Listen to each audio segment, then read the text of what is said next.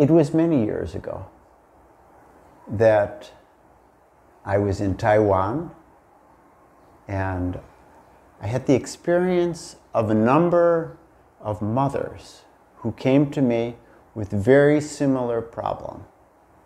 In each case, they had a young child below the age of 5 who was sick, a cold, a cough, small fever.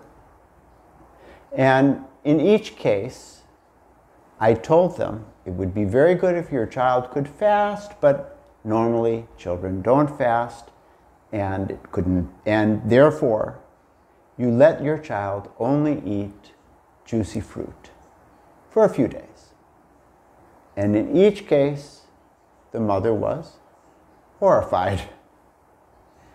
Because in Chinese system, for which I have tremendous regard, there is the concept that fruit is cold. And when we catch a cold, it is also something cold. And therefore, cold and cold is not good. But I said to them, because this is naturopathic system, I said to them, just try it and see. Just a few days, you try and see. And in each case, and this was funny, they all came back within maximum of 3 days with the very same words, "It's a miracle." In each case, the child was cured and they couldn't understand why. Well, I explained to them. Now I'll give you another interesting case. It's also quite some years ago, maybe 10, 11 years ago now. I was here in Maharlika, means Philippines, and a pregnant woman came to me in her 4th month, and she was feeling a lot of difficulty in her stomach. And I said to her, normally it would be good to fast, but you're pregnant, and therefore, why don't you just take juicy fruit? Just a few days. And she was happy to do it in that case. She did it. And then every time I saw her after that during her pregnancy, she told me, now I'm feeling very, very good, Dada. But I neglected to ask her what she was eating, and I only came to know after she had the child, during which time her labor was very little, and a fantastic child who many years later now, she's a very angelic, beautiful child. Until the time, I only came to know later, until the time of her birth, of giving birth, she continued with that fruit diet, and she only took some cottage cheese and a little bit more other things. Now the question is, why did these people get such good results from only taking fruit? Well, I'm not going to just be talking about fruit in this video, but I am going to talk about raw food. You know, in these videos, the most important thing of which we are speaking is how to make the immune system strong, or at least how to make it really in a good condition, because it can also be too strong sometimes. So we want it perfectly balanced and healthy.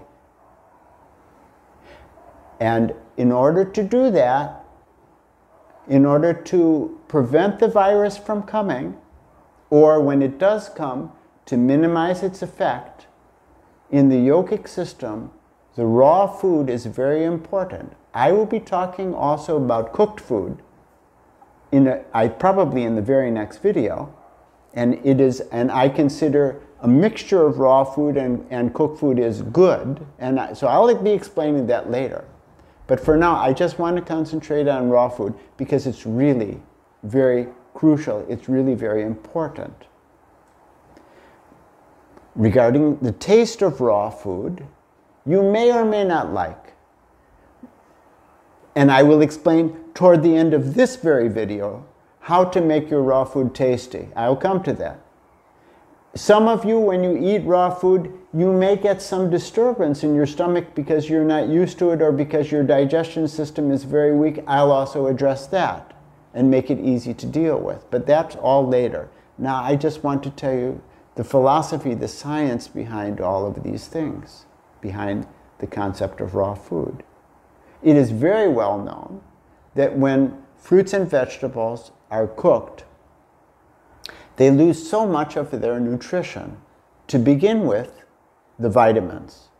Maximum vitamins are very much diminished or lost.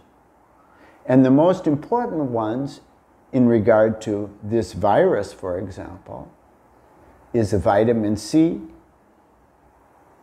thiamine, and folic acid. These three in particular are very crucial for strengthening the immune system, and all of them are very much diminished through a cooking process. Second, in every fruit and vegetable, there is an enzyme particular to that fruit or vegetable. In this way, there are more than 10,000 enzymes. Now, each of these enzymes has a constructive period. For example, when a fruit is growing on a tree, it's the constructive enzyme which is causing it to grow. And a destructive enzyme, which is when the fruit is starting to ripen. As the fruit ripens, it means that it's falling apart. It's becoming easy for animals and ourselves to digest it. Now, when we eat that fruit that has active destructive enzymes in it, and I'm using that in a positive sense, we get the enzyme in our stomach. And that enzyme then is helping very much to digest that particular apple or carrot or zucchini. I don't know if you ever had raw zucchini, but I like it. So the enzyme is important for a proper digestion, without which our body has to make the enzyme. For example, when we have cooked food, our body needs to create the enzymes, most of them. That is tiring for the organs of the body, and it's a very delayed effect.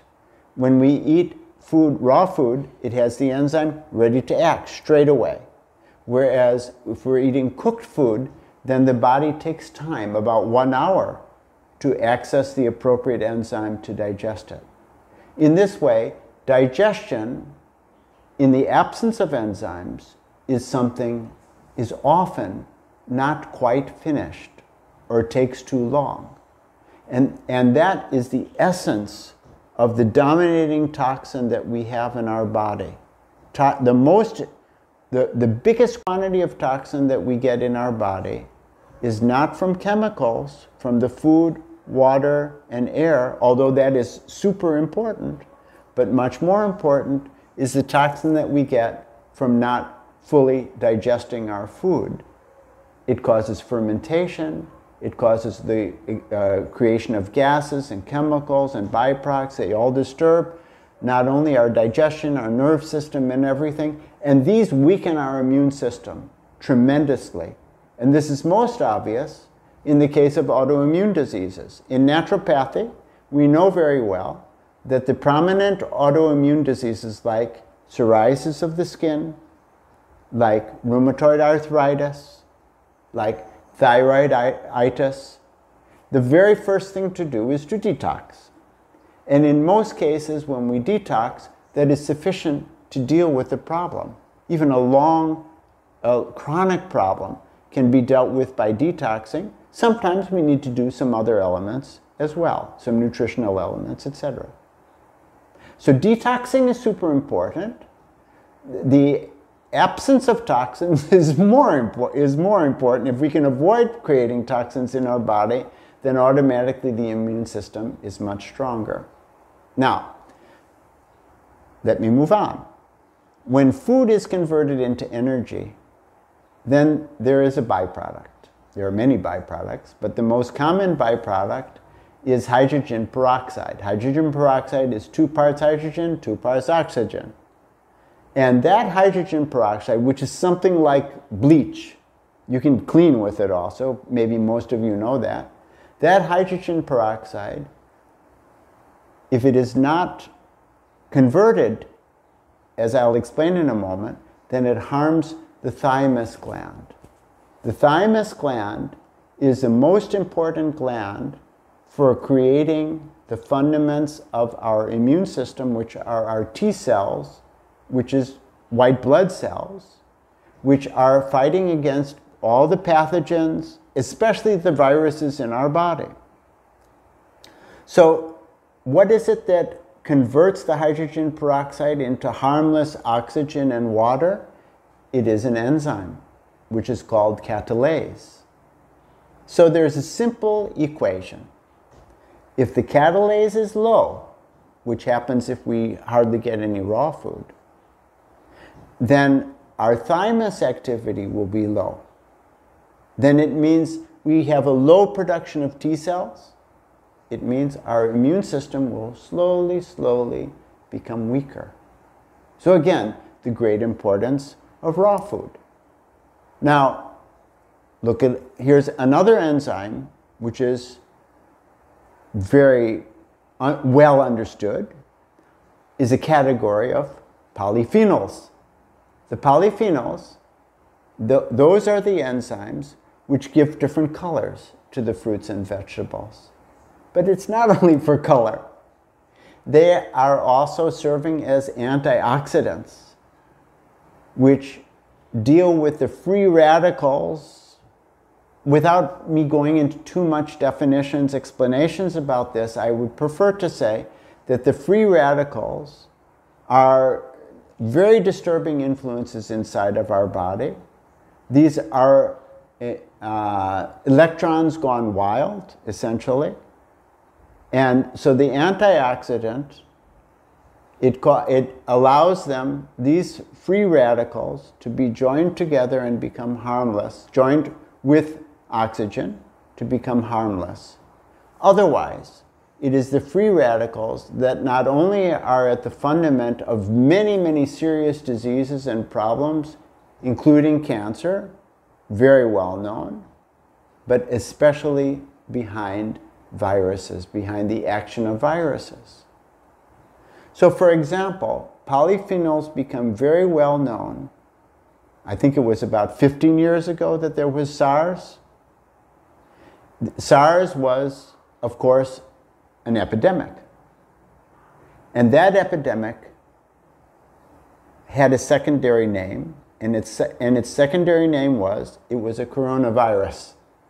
That was coronavirus number 1, and the present one is coronavirus number 2.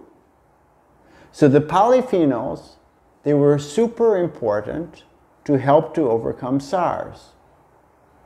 And the polyphenols were also destroyed by heat.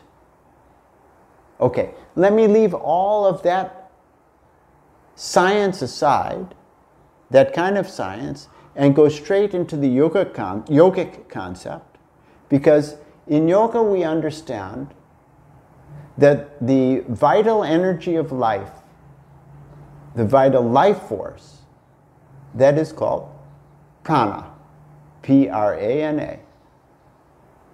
And prana, where there is more life, there is more prana. When you see someone's face sparkling, there's more prana. When they naturally smile, there's more prana. When you see their eyes sparkle, when their health is good, there's more prana. So for example, the most living food that we eat is sprouts. Sprouts are raw. I will explain, I'll present something more about sprouts in another video. But they are very valuable for the health and for the immune system to make it strong. So simply you can understand when food is fresher, of course it is more tasty. For example, why is the stolen fruit more tasty? It is not only because we get a thrill out of stealing, that's there. I remember that as a child.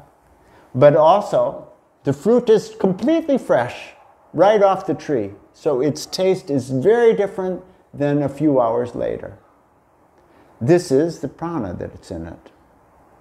Now that prana, that vital energy, that life force, I can't explain it in a lot of detail like I was doing with the other elements, but it is much more in raw food than in cooked food, much more. And the more cooked the food is, the less prana it's got in it, especially I'm talking about vegetables here. If we're talking raw food, we can also include the probiotics. Probiotics are, of course, living microorganisms, and the best known probiotics are in sauerkraut, our kimchi, our miso, our fermented pickles, not the kind of pickles that are made with vinegar, but naturally fermented. This is a part of raw diet.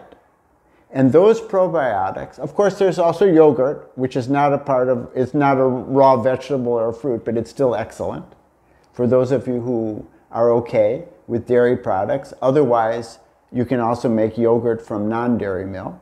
These are very good and helpful for the body. And they assist the digestion tremendously, because the main difference between health and sickness is the positive bacteria as opposed to the negative bacteria. At another time I'll talk about that, especially when I talk about probiotics. Now, I promised you that I would talk about the problem that might happen for some of you, when you eat raw food. It means to say, for some of you, your digestion is very weak and you get gas. There's a simple solution, because you do need raw food. And that is, blend it. Take the raw food, you can take single type of raw food, you can take mixtures, and you blend it together. You can even make it a little bit warm. You should not, I suggest, that you don't just drink it down. Rather, as you would do with, for example, with porridge, you're going to eat it with a spoon. You're not going to drink porridge down made from oatmeal or something like that. So similarly, you can do that. Now, if you want to make it tasty, either that blended food or a salad, then here I'm going to explain about dressings and sauces made from raw foods. It's much, much more simple than you can imagine, and perhaps we'll have a little cooking class during another video. But very simply speaking, you'll be so surprised if you take, for example, tomato and carrot. You can blend the tomato first, so you don't need to put any water. Then carrot is in small pieces, blend that in. Also blend in some good quality salt and some olive oil, maybe a little pepper. Very tasty, completely simple approach. Try it and you'll see. Similarly, just the same principle, apple and carrot, or pumpkin. You'll be surprised. Pumpkin is nice when it is raw and blended, and tomato, or cabbage and carrot. And with these, you can also combine any spices you like, any dried herbs you like, or any fresh herbs. There are easy ways to make your food tasty if it's raw and if it's healthy cooked. And I will be explaining about healthy cooking, and I'm going to be explaining much more in these coming videos about how to not only enjoy your life much more as your body feels better and better, but also come into the condition in which coronavirus cannot touch you. Or if it does, it is gone very fast. So now you've got this information, you've got this knowledge, what are you going to do? I suggest that you will double the amount of raw food in your diet. As you double it, and after 2, 3, 4 days, again you double it, and let there be a nice competition in between the virus that is moving around, and now you've got raw food increasing in your body and making you more and more healthy. And to help you in that idea, I would suggest further that one of your meals become completely raw, step by step, maybe breakfast, and in the other meals, maybe you have a salad in each of the other 2 meals. That's going to be quite a lot of raw food. It's wonderful. And to make it more tasty, we're going to be giving recipes, gradually more and more recipes how to make raw food and other tasty food in our Facebook group, which is below. So please go check out the Facebook group, join the Facebook group, That's the natural. It is called Natural and Yogic Treatment. That's the name of the Facebook group. And I would suggest that there's a possibility that we're going to make a coaching program, which is going to guide you, those of you who are interested, in detoxing yourselves, in making yourselves more healthy, but we're not sure about it. So if you're interested in the coaching program, please let us know by a comment below. And if you want to be one of the first to know if and when we do start that coaching program, send us an email. There's an email below. And of course, please like, share, subscribe, join the free meditation course, and especially please give your comments, questions. We want to know what you'd like to hear about, what you thought about, because I'm shaping these videos step by step according to your needs and your desires. And thank you very, very much.